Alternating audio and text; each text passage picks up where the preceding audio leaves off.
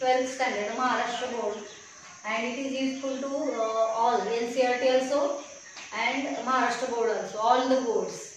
So today we are going to learn exercise number 3.1. We are solving some questions of exercise 3.1. In previous lectures we have solved base of trigonometric equations, how to find the principal solutions and general solution of these.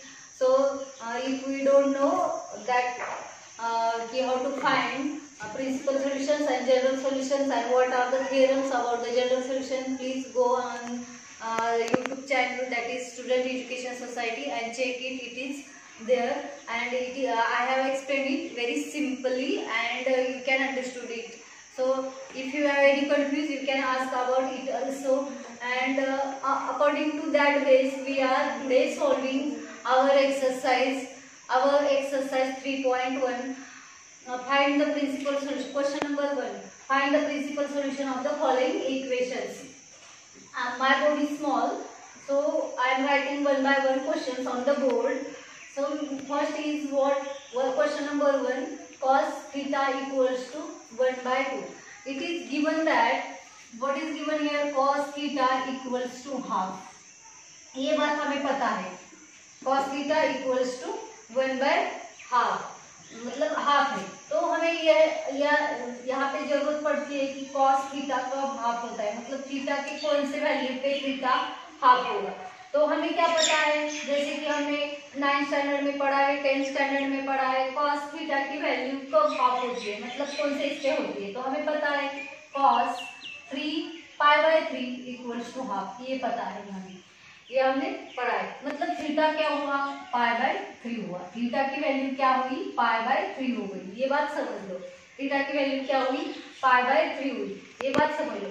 अभी हमें क्या find करने हैं कि cos की ये जो value है हाफ, ये जो वैल्यू है cos की हाफ, वो हमें किस रेंज में चाहिए, 0 to 2π, इस रेंज में कितने बार ये cos की वैल्यू हमें मिलेगी, कितने टाइम्स मिलेगी ये वैल्यू. जैसे कि ये सपोज अपना x एक्सिस है, यहाँ पे 0 है और ये शुरू हो गया, यहाँ पे आके ये 2π हो गया, मतलब 0 से ये 2π, ये पूरे सर्कल के बीच में हमें cos की वैल्यू कहाँ पे हमें हाफ मिलती है या 1/2 मिलती है, वो देखने का है. जैसे हमने ये तो प्रीवियस नॉलेज के ऊपर से हमें पता चला कि cos थीटा जब π/3 होता है तब हमें cos की वैल्यू क्या मिलेगी, हाफ मिलेगी. अगर हमें और आगे का सॉल्यूशन फाइंड करने का है तब हमें किस बात की हेल्प मिलेगी, अलाइड एंगल की. अभी अलाइड एंगल पे हमें क्या चाहिए, हमें चाहिए कि सेम वैल्यू चाहिए. क्या चाहिए, सेम वैल्यू चाहिए. क्या चाहिए, हाफ चाहिए. कब आती है सेम वैल्यू, मैंने प्रीवियस लेक्चर में आपको पढ़ाया है, जब ये हम x जो एक्सेस है इसका यूज करते हैं तो वही वैल्यू आती है. x एक्सेस मतलब क्या आता है, पाई और 2π.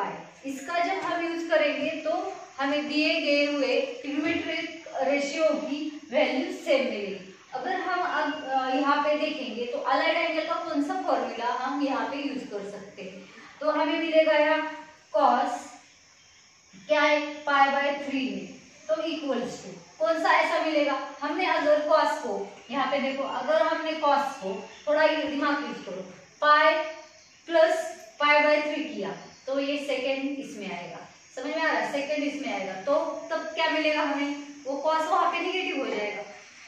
अगर हमने π-θ किया, π/3 किया, तो भी यहाँ सेकेंड क्वाड्रेंट में आएगा, तभी भी ये निगेटिव होगा, यहाँ पे भी निगेटिव होगा.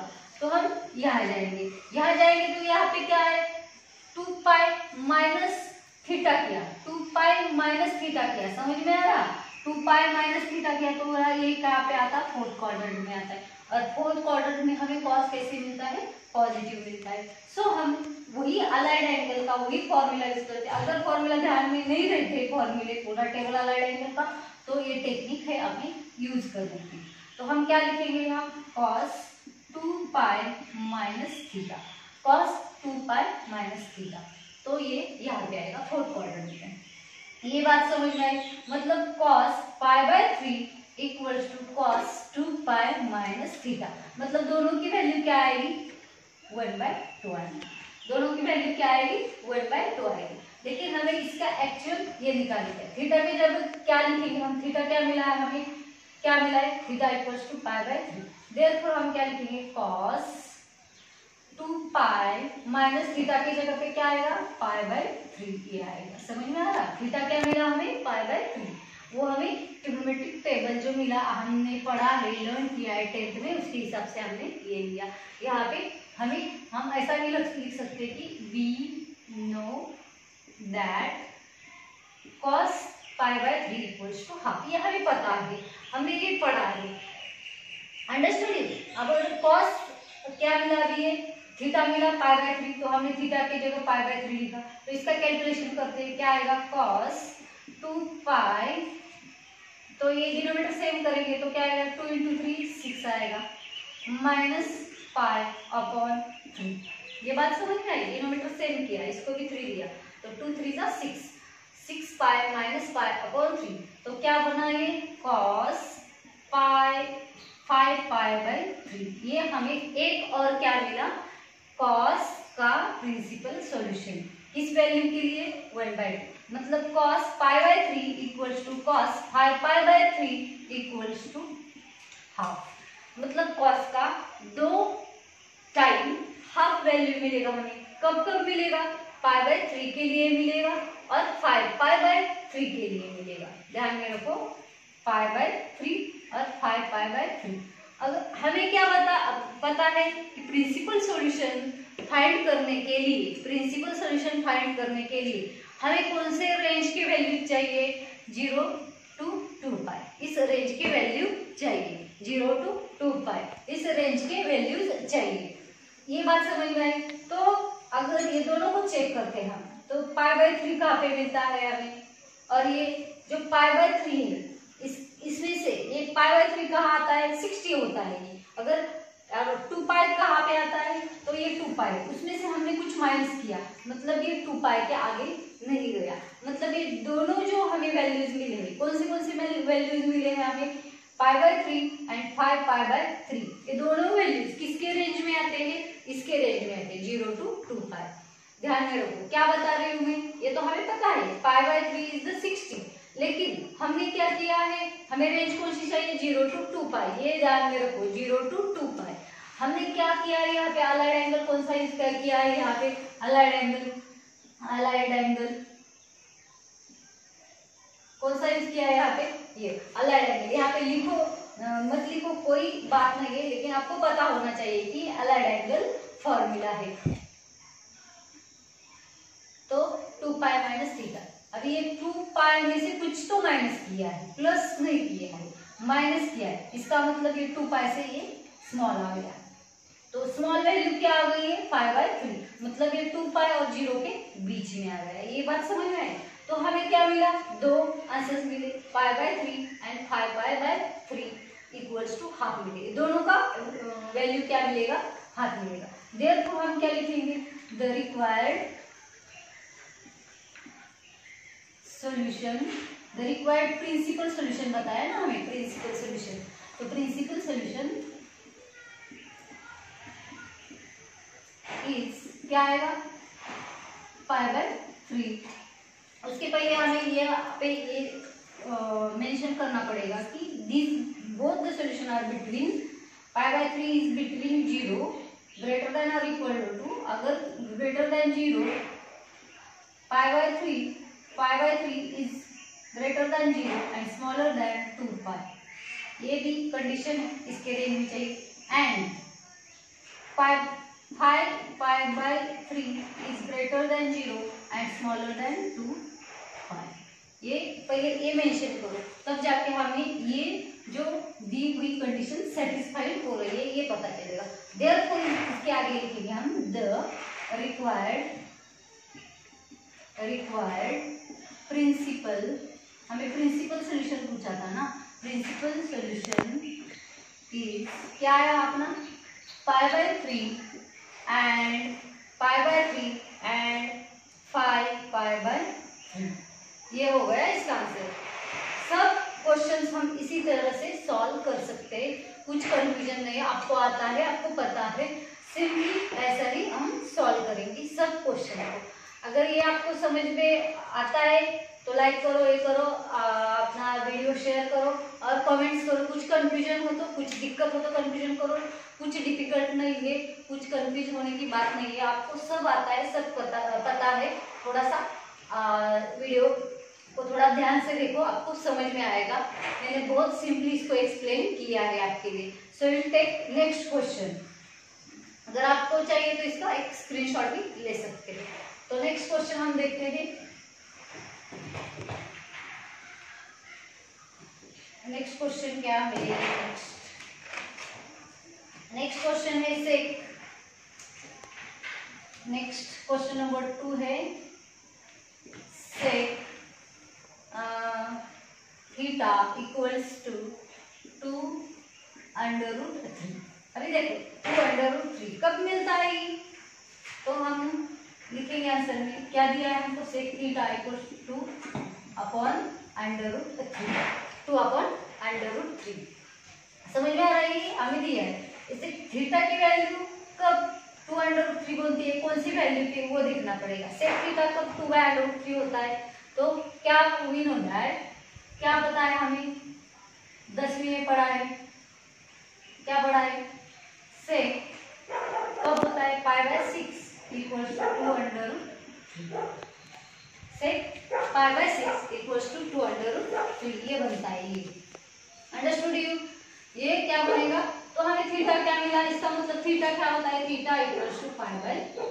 थीटा क्या मिला, π/6। ये बात ध्यान में रखो, थीटा क्या मिला, π/6। तो हमें यहाँ पे क्या यूज करना है, अलाइड एंगल यूज करने का है। क्या यूज करने का है यहाँ पे, अलाइड एंगल। तो मैंने यहाँ पे एक्सप्लेन किया था अलाइड एंगल, फिर से मैं आपको बताती हूँ, यहाँ पे एक्सप्लेन किया था अलाइड एंगल। तो हमें अलाइड एंगल में क्या चाहिए, सेम वैल्यू चाहिए। क्या चाहिए, 2/√3। तो हम सेम चाहिए तो हम क्या करेंगे, इस एक्स एक्सिस का यूज करेंगे। तो हमें सेक, देखो सेक कहाँ कहाँ पे पॉजिटिव होता है वो हमें पता होना चाहिए। सेक थीटा इक्वल्स टू क्या दिया है हमें, सेक थीटा इक्वल्स टू क्या मिलेगा अलाइड एंगल में, सेक थीटा इक्वल्स टू सेक कहाँ पे पॉजिटिव बनेगा, यहाँ पे पॉजिटिव बनेगा, सेक बनेगा, सेक किसका अपोजिट है, कॉस। तो कॉस यहाँ पे पॉजिटिव है इसलिए सेक भी यहाँ पे पॉजिटिव बनेगा। और यहाँ पे क्या बनेगा, यहाँ पे अगर हम यहाँ लेंगे 2π प्लस थीटा लेंगे तो वो 2π से बड़ा हो जाएगा। क्या हो जाएगा, वो बड़ा हो जाएगा। तो हम क्या लेंगे, इसको 2π से छोटा लेंगे। तो इसका वैल्यू क्या आएगा, सेक क्या आएगा, 2π माइनस थीटा, क्योंकि हमने इसको क्या किया, रिड्यूस किया, 2π से छोटा लिया, 2π माइनस थीटा किया, मतलब ये फोर्थ क्वाड्रेंट में आएगा और वहां पे वो पॉजिटिव आएगा। अगर हमने यहाँ पे लिया होता पाई माइनस थीटा या पाई प्लस थीटा लिया होता तो क्या आता, या दोनों भी इस सेकेंड और थर्ड क्वाड्रेंट में ये क्या हो जाता, निगेटिव हो जाता। लेकिन हमें वैल्यू क्या है अपनी, पॉजिटिव है, इसीलिए हमने क्या लिया, 2π माइनस थीटा। 2π माइनस थीटा मतलब फोर्थ क्वाड्रेंट में आया। समझ में आई बात? हमने 2π प्लस थीटा क्यों नहीं लिया, क्योंकि वो 2π से बड़ा थीटा हमको मिलेगा। और हमें किस रेंज में चाहिए, हमें रेंज में चाहिए 0 to 2π के रेंज में प्रिंसिपल सोल्यूशन चाहिए, क्योंकि उसका डेफिनेशन ही यही है कि उसका सोल्यूशन किसके बीच में चाहिए, principal solution means solution between 0 to 2π। तो हमें ये मिला। तो थीटा क्या है अपना, थीटे की जगह क्या लिखेंगे हम, यहाँ पे π/6 लिखेंगे। तो यहाँ पे भी थीटा की वैल्यू क्या लिखेंगे हम, वही लिखेंगे। इसका वो क्या आएगा, वैल्यू आएगा 2/√3। तो अभी थीटा की जगह पे क्या लिखेंगे, π/6। Therefore sec π/6 equals to sec 2π minus theta क्या है अपना, π/6। अंडरस्टूड? समझ में आ रहा है? तो इसका क्या, इसको डिनोमिनेटर नहीं मतलब 1 रहता है, इसका डिनोमिनेटर सेम करेंगे तो क्या आएगा, सेक क्या मिलेगा इसको, 12π माइनस π/6। ये बात समझ में आई? बहुत इजी है। इस 6 ने दोनों को मल्टीप्लाई किया, 6 2 जा 12 एंड अपॉन इसके डिनोमिनेटर सेम हो गया। Understood you? ये बात समझ में आई? तो यहाँ पे क्या आएगा, 6 से इसका सब्ट्रैक्शन होगा 11π/6। 11 पाई बाय 6। यहाँ पे मैं लिखती हूँ सेक पाई बाय 6, ऊपर का ये वैल्यू नीचे। इन दोनों का जो वैल्यू मिलेगा पाई बाय 6 और 11 pi by 6, sec pi by 6 equals to क्या मिला 11 पाई बाय 6। इस दोनों का दोनों भी थीटास का दोनों भी एंगल्स का वैल्यू क्या मिलेगा हमें 2 पाई बाय 3। Understood you? ये बात समझ में आई? मतलब हमें यहाँ पे दो प्रिंसिपल सॉल्यूशन मिल रहे हैं सेक के इस वैल्यू के लिए, that is pi by 6 and 11 pi by 6। ये बात समझ में आई? और ये हमें जब हम सम सॉल्व करते हैं तभी पता चलता है कि ये 0 to 2 पाई के रेंज में आता है। ये जो अपना वैल्यू है पाई बाय 6 ये फर्स्ट क्वाड्रेंट में आएगा, पाई बाय 6 समझ में आ रहा है, पाई बाय 6 यहाँ पे आएगा। और जो ये वैल्यू हमने निकाला है, क्या करके निकाला है ये वैल्यू, अलाइड एंगल का कौन सा फॉर्मूला यूज किया हमने 2 पाई माइनस थीटा। समझ में आ रहा है 2 पाई माइनस थीटा, मतलब ये 2 पाई के आगे जा रहा है क्या, 2 पाई के आगे नहीं जा रहा, उससे कम हो रहा, इट इज रिड्यूसिंग हो रहा है, रिड्यूस हो रहा है। तो क्या आएगा माइनस थीटा करेंगे तो वो सेकेंड क्वाड्रेंट में आएगा। समझ में आ रही बात? तो इसीलिए ये इसकी रेंज में है, ये बात हमें समझ में आती है, इसमें कुछ कंफ्यूज नहीं होने का। समझ में आ रहा है मैं क्या बोल रही हूँ? कंफ्यूजन नहीं होने का, क्योंकि बच्चे इस पे कंफ्यूजन होते हैं कि एक्चुअली हमने जो आंसर निकाला है वो 0 to 2 पाई के रेंज में है क्या नहीं, ये उसमें कंफ्यूज होते हैं। तो बच्चों में इसमें कंफ्यूज नहीं होने का, क्योंकि जब हमने आंसर ही निकाला है ऐसा कि वो 2 पाई माइनस थीटा, ये हमने अलाइड एंगल यूज किया है। हमने कौन सा अलाइड एंगल यूज किया है, यहाँ पे जगह नहीं है, आप थोड़ा ठीक से लिखिए, नहीं लिखा तो भी चलेगा। अलाइड एंगल कौन सा यूज किया है यहाँ पे हमने 2 pi minus theta. 2 pi minus theta यही बताता है कि मैं 2 पाई से कम हूँ, यही बताता है कि मैं 2 पाई से कम हूँ, मतलब ये रेंज में आएगा 0 to 2 पाई, 0 to 2 पाई। आई बात समझ में? और इसका आंसर आता है पॉजिटिव। तो हमें ये क्या है पॉजिटिव, क्या आया 11 पाई बाय 6, मतलब ये 0 से भी बड़ा है और 2 पाई से भी कम है। मतलब जब हम सॉल्व करते हैं तभी हमें इस बात का पता चलता है कि हमारा आंसर है वो इसी रेंज में है। समझ में आई बात? यहाँ अलाइड एंगल लिखो, नहीं लिखा तो भी चलता है, क्योंकि आप 12th के बच्चे हो, ये पता चलता है कि यहाँ पे अलाइड एंगल यूज हुआ है। समझ में आई ये बात? तो आगे हम फिर क्या लिखेंगे, तो यहाँ पे लिखेंगे देयरफॉर, ये कहाँ पे आया, ये जो सेटिस्फाइड कर रहा है, ये जो प्रिंसिपल सॉल्यूशन का मेन क्राइटेरिया है वो सेटिस्फाइड कर रहा है। तो क्या लिखेंगे हम, pi by 6 is greater than 0 and smaller than 2 pi, and as well as क्या मिला हमें, दूसरा वैल्यू क्या मिला 11 pi by 6 is greater than 0 and smaller than 2 pi. ये बात समझ में आई आपको? ये बहुत इंपॉर्टेंट है, ये स्टेप को आप स्किप नहीं कर सकते, क्योंकि यही स्टेप बताती है कि आपका जो आंसर है इसको सेटिस्फाइड करता है, और प्रिंसिपल सॉल्यूशन के लिए यही ज्यादा इंपॉर्टेंट बात है, ये बात समझ लो। फिर आगे क्या आएगा, therefore the required principal solution, required principal solution is, क्या मिला हमें pi by 6 and 11 pi by 6 ये मिला। समझ में आई बात? ये बहुत ही ज्यादा इंपॉर्टेंट स्टेप है, इसको मैं बता रही हूँ। ये अगर स्किप हो गया तो आपका आंसर वैसे निकाल के कुछ फायदा नहीं, क्योंकि हमें जब डेफिनेशन हमने पढ़ा है तो क्या आता है, उसके value must be between the range, कौन सी रेंज है 0 to 2 पाई, तो हमें ये लिखना है। और required principal solution is, this is first theta मिला है हमें पाई बाय 6 यहाँ पे, और सेकंड जो मिला है हमें अलाइड एंगल यूज करके वो है 11 pi by 6। This is our required solution. कुछ कंफ्यूजन हो तो बताओ, क्योंकि ये कंफ्यूज वाली कुछ बात नहीं है, बहुत मैंने सिंपली और बहुत ही इजी तरह से एक्सप्लेन किया है। अगर फिर भी कुछ कंफ्यूजन हो तो कमेंट्स करके नीचे बता दो। अगर आपको स्क्रीनशॉट लेने का है तो स्क्रीनशॉट ले सकते हो आप। अगर हम जो नेक्स्ट क्वेश्चन है वो थर्ड क्वेश्चन की ओर जाते हैं।